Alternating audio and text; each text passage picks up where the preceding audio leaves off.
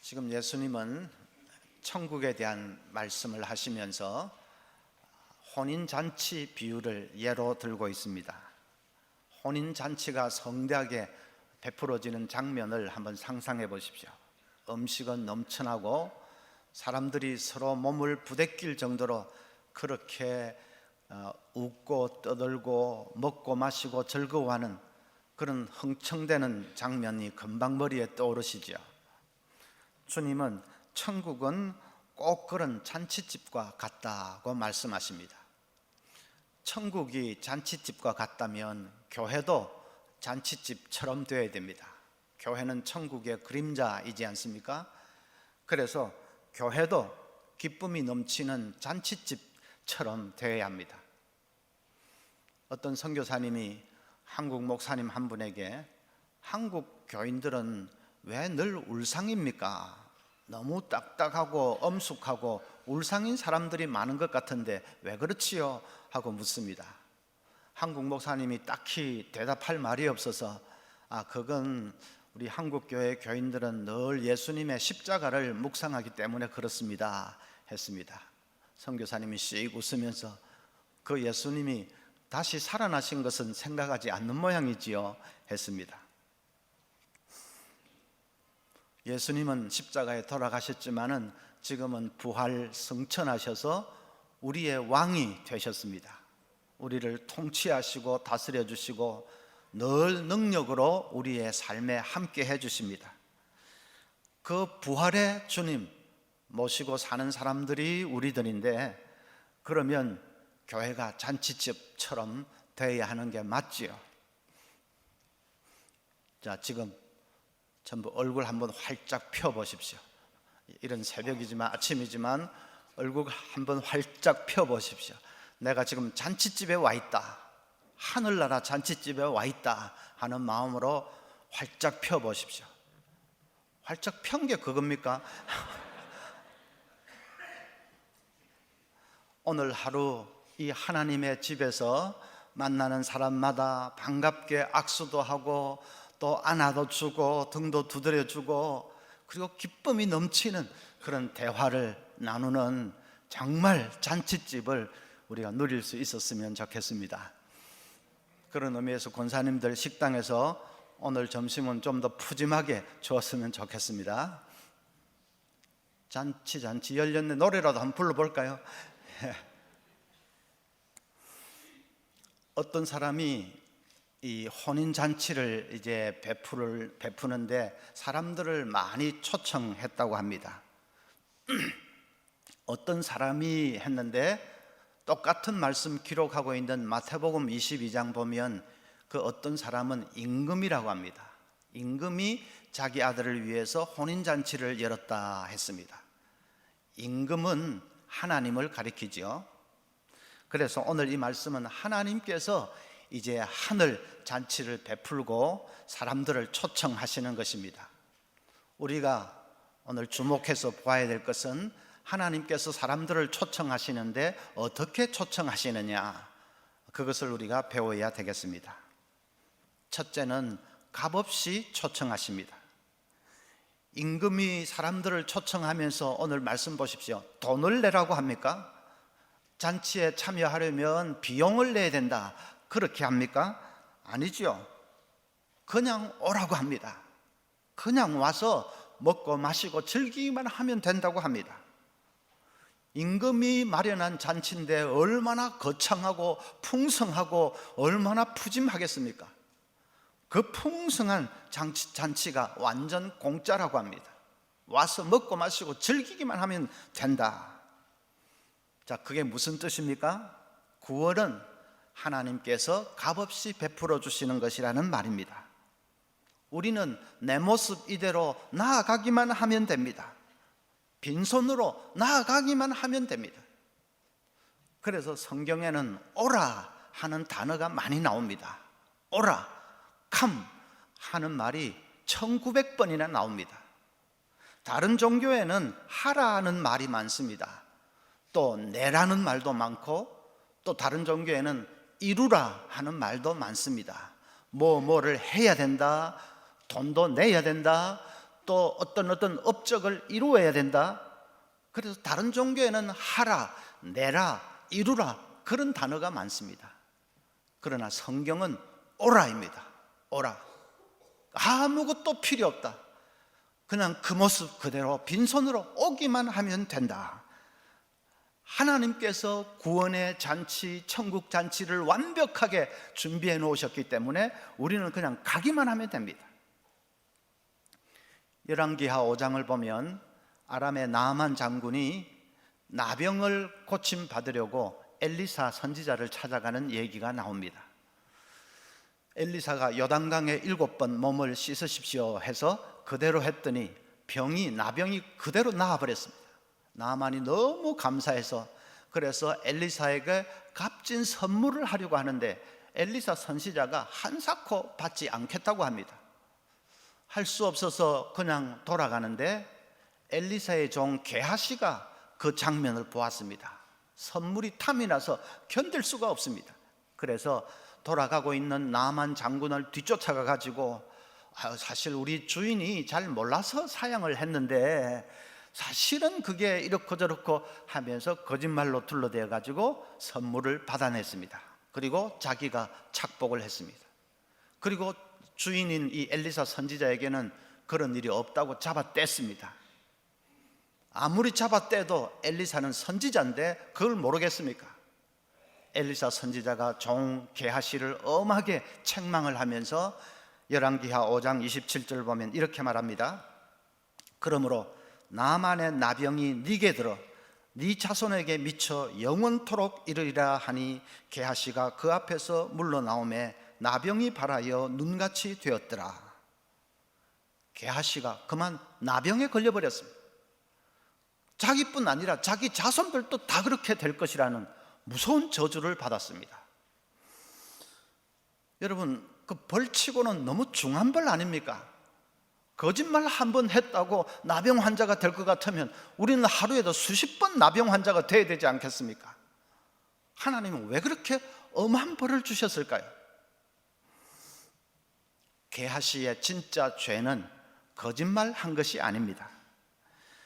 게하시는 지금 나아만 장군에게 선물을 받아내므로 해서 나아만에게 구원은 돈으로 살 수도 있는 것이구나 하는 잘못된 메시지를 던져준 것입니다.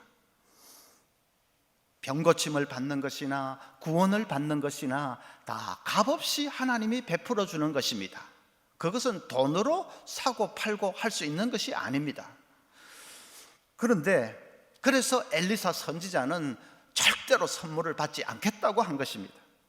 그런데 게하시가 덜렁 선물을 받음으로 해서 나만에게 구원은 돈으로 살 수도 있는 것이구나 하는 잘못된 그 메시지를 던져준 것입니다. 그래서 구원의 도리를 결정적으로 변질을 시켜버린 것입니다. 여러분, 그 죄가 얼마나 큰 죄입니까? 단순히 거짓말을 한 것이 아닙니다. 구원의 도리를 결정적으로 왜곡시키고 변질을 시켜버린 것입니다. 그건 심판을 피할 수 없는 죄지요. 그래서 게하시에게 나병이 임한 것입니다. 오늘날 교회가 그런 점을 특별히 조심해야 합니다. 어떤 교회는 병 낫기를 위해서 기도를 부탁하면 돈을 내라고 합니다. 말은 특별 헌금 하십시오, 선교 헌금 하십시오 하고 좋게 갖다 붙일 수 있겠지만은 결국은 돈 내라는 말입니다. 자기가 감사해서 자발적으로 헌금하는 것이 얼마나 좋은 일입니까? 그런데 그게 아니고 병 낫기를 위해서는 특별 기도를 받아야 되고 특별 기도를 받기 위해서는 돈을 내야 된다.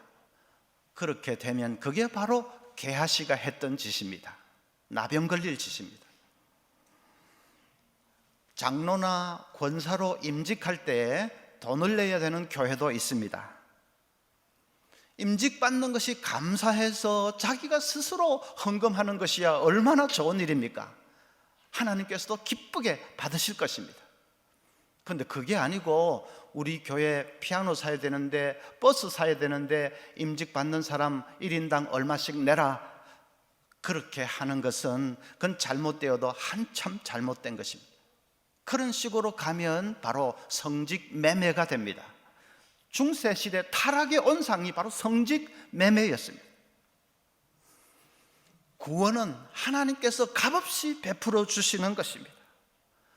병 낫는 치유도 하나님이 값없이 베풀어 주시는 것입니다. 다른 모든 은혜도 다 하나님께서 값없이 베풀어 주시는 것입니다. 그래서 우리도 사람들을 초청할 때 값없이 초청해야 됩니다.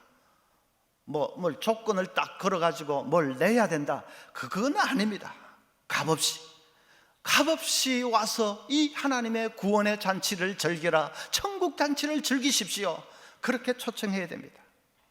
이사야 55장 1절에 오호라 너희 목마른 자들아 물로 나오라, 돈 없는 자도 오라, 너희는 와서 사 먹되 돈 없이 값없이 와서 포도주와 젖을 사라. 오라, 오기만 하면 된다. 돈 없이 값없이 와서 하나님이 주시는 이 놀라운 말씀의 은혜, 말씀의 젖을 마음껏 먹고 마시고 즐기라, 그렇게 말씀하는 것 아닙니까? 전도하라고 하면 꼭 사람을 우리 교회에 데리고 와야 되는 것처럼 생각하는 분이 계십니다.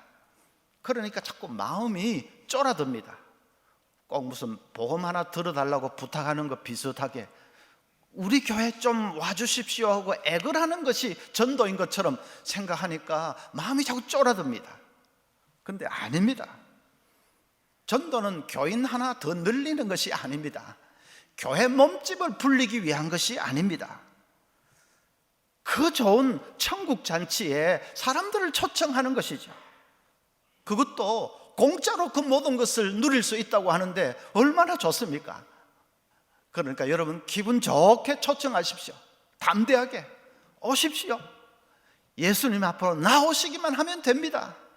그러면 구원받을 수 있고 당신 가정의 그 무거운 짐도 해결받을 수 있고 하나님께서 사랑으로 함께 해주실 겁니다.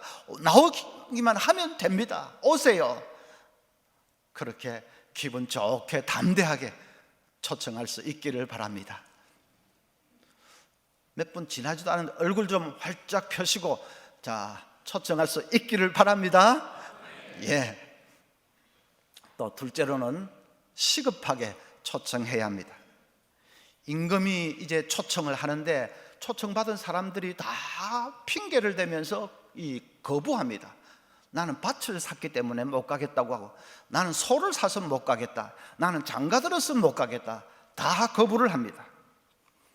21절에 보면 종이 돌아와 주인에게 그대로 고하니 이에 집주인이 노하여 그 종에게 이르되 빨리 시내의 거리와 골목으로 나가서 가난한 자들과 몸 불편한 자들과 맹인들과 저는 자들을 데려오라 하니라. 빨리 가서 거리에 널려있는 그 불쌍한 사람들 데려오라. 임금이 그냥 마음이 급해서 서두르는 것이 여러분 느껴지지 않습니까? 핑계대는 사람들 붙들고 입씨름하고 있을 시간이 없다.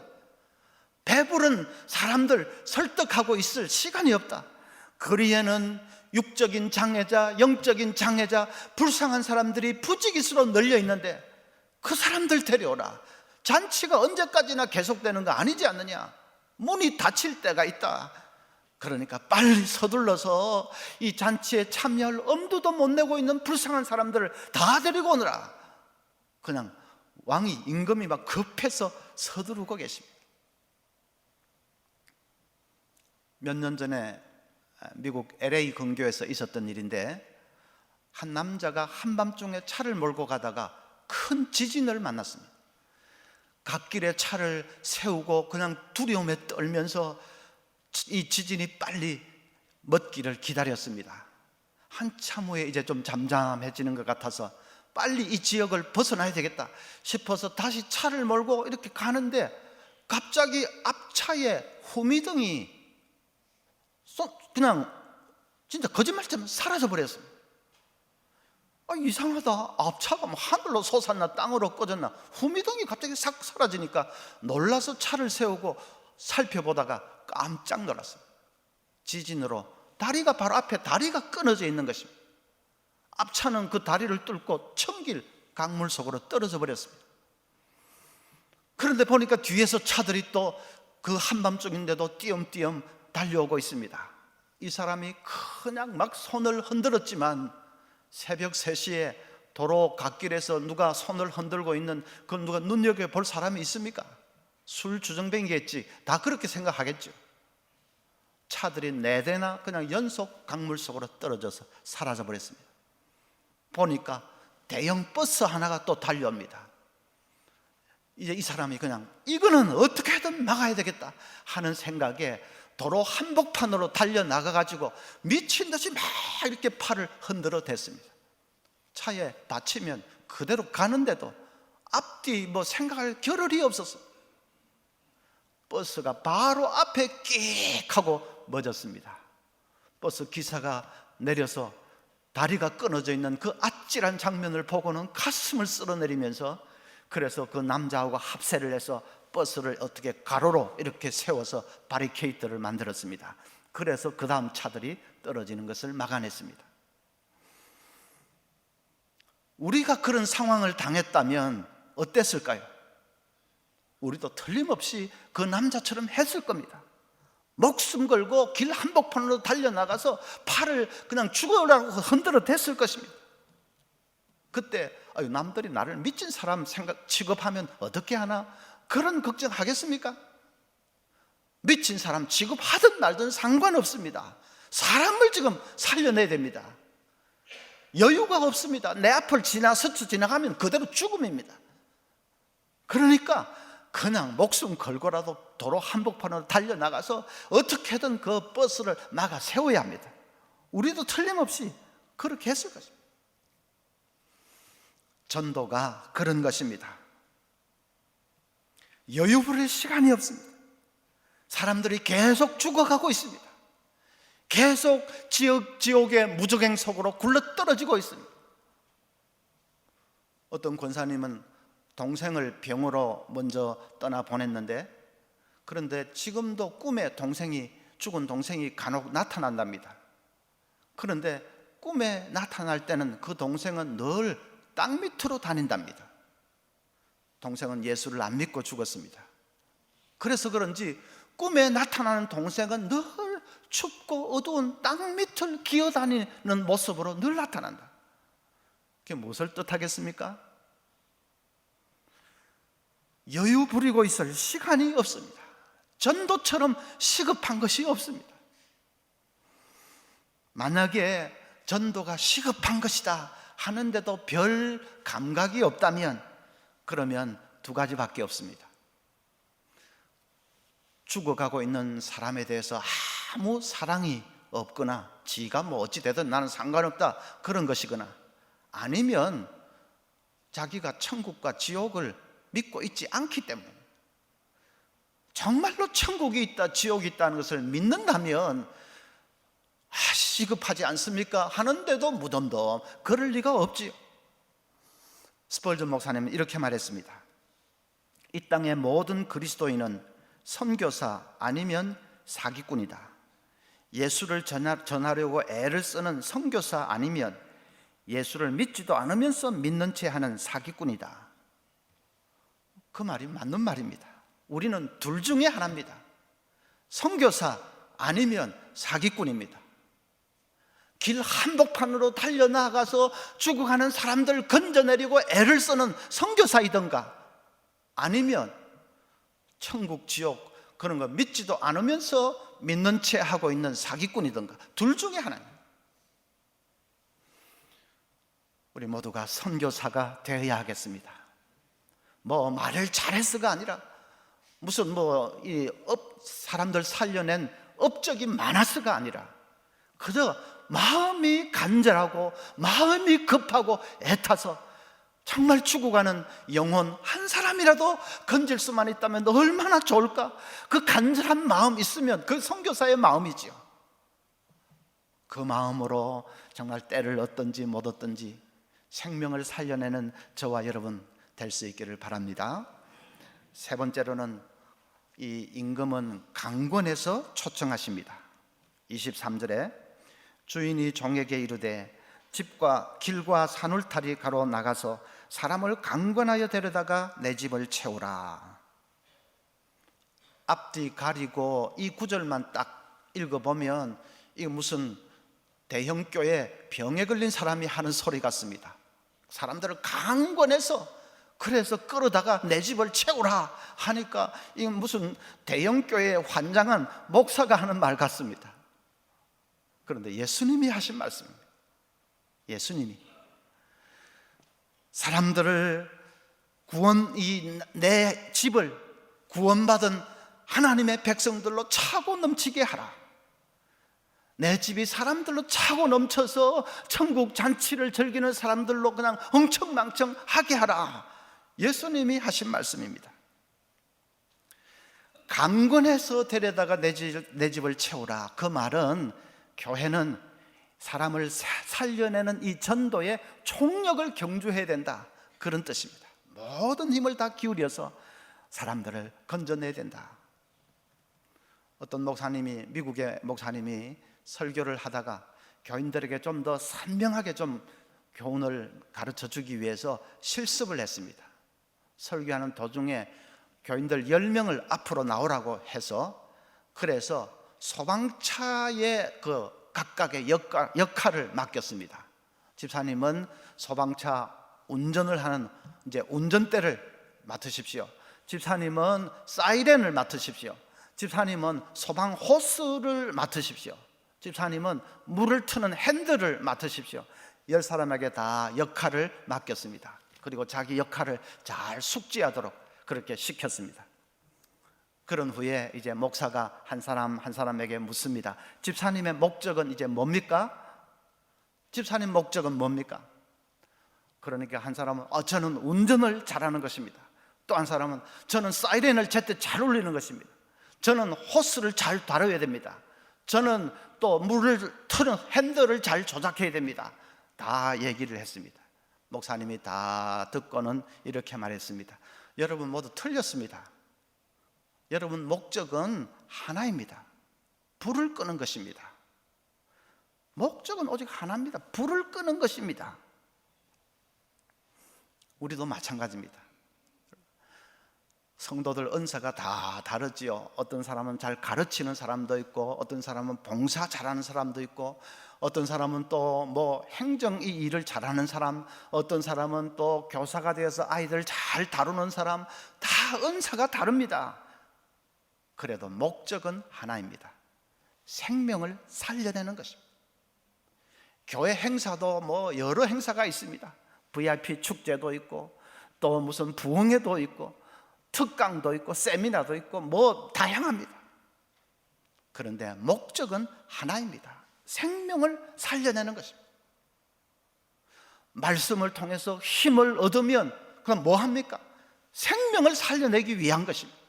목적은 하나입니다.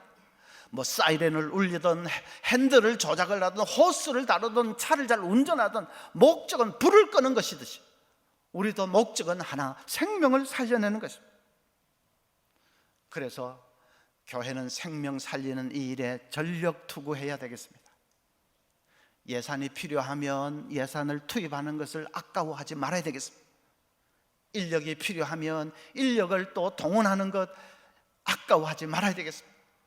좀 더 효과적인 전도 방법이 있다 하면 그것 도입하고 사용하는 거 무엇보다 발빠르게 그렇게 할 수 있어야 되겠습니다.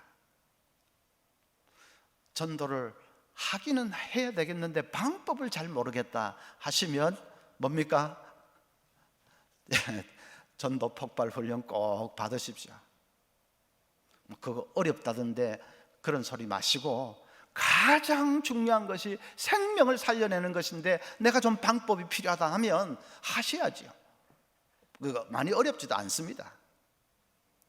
내년부터는 또 1:1 양육 프로그램을 도입을 하려고 합니다.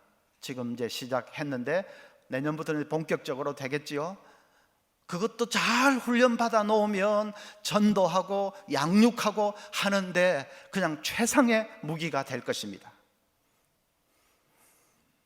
1952년 미국 해군은 960억 원을 들여서, 그 당시에 960억 원 굉장한 돈입니다.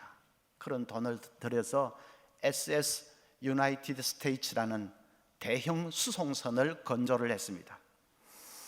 한 번에 15,000명 병력을 싣고 시속 44노트로 달릴 수 있는 그 당시로는 세계 최대의 수송선입니다. 지구상 어디에서 분쟁이 일어나더라도 열흘이 채 안 걸려서 도착을 해서 한꺼번에 15,000명 병력을 쏟아낼 수 있는 그런 세계 최고의 빠르고 강력한 군함이었습니다.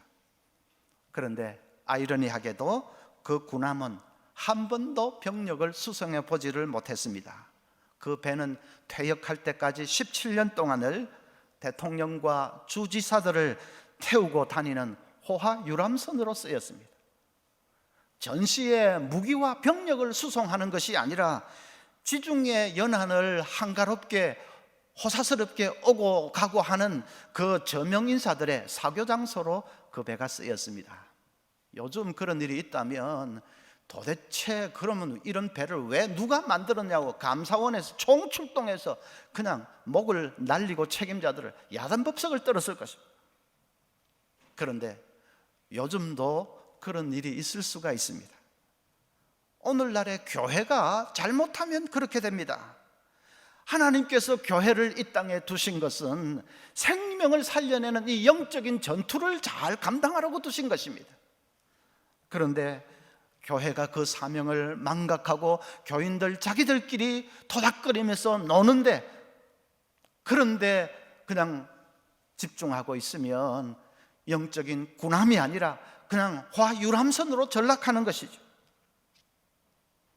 그래서 우리 교회는 지금 좀 어떨까 한번 돌아보지 않을 수가 없습니다. 나름대로 복지사역, 선교사역 열심히 한다고 하고 있지 않습니까? 저는 우리는 그냥 유람선 정도는 아닐 거다 생각하는데 모르지요. 하나님 보시기에는 어떤지 모르지요. 지난 2주 전에 세례식 베풀 때 많은 분들이 세례를 받았습니다. 3부 예배는 20대명이 세례를 받았는데 그 많은 분들이 구원받고 또 세례받고 하는 것을 보면서 눈물을 흘리는 교인들이 많았습니다. 참 감사한 일이죠. 교회의 본연의 사명이 이런 것이다 하는 생각이 듭니다. 참 감사한데, 그러나 더 분발하고 힘을 내야 됩니다. 솔직히 지금 한 해가 저물어 가는데 이 한 해 동안 한 생명도 구해내지 못한 성도들이 많지 않습니까? 구해내기는커녕 한 번도 좀 전도도 해보지 않고 지금 한 해 지나가는 그런 교인들도 있을 겁니다. 그래서 좀 힘을 내야 됩니다. 분발하셔야 됩니다. 낮은 대로 임하소서 하는 조금 오래된 영화, 그 영화는 실제 얘기를 영화화한 것입니다. 주인공 안요한 목사님은 실존 인물입니다. 그분은 30대 팔팔하던 때에 병으로 두 눈을 실명을 했습니다. 정말 감당하기 어려운 시련을 당했습니다. 아내는 그런 맹인이 된 남편을 버리고 자식들 데리고 가버렸습니다. 사랑하는 가족들에게 마저도 버림을 받고 나니까 그가 택할 수 있는 길은 하나밖에 없었습니다. 자살밖에는 없었습니다. 여러 차례 자살을 시도했지만은 죽지도 못했습니다. 그러다가 극적으로 하나님을 만나게 됩니다. 자기 아들까지 아끼지 아니하시고 내어주신 하나님의 그 절절한 사랑을 그가 깨닫게 됩니다.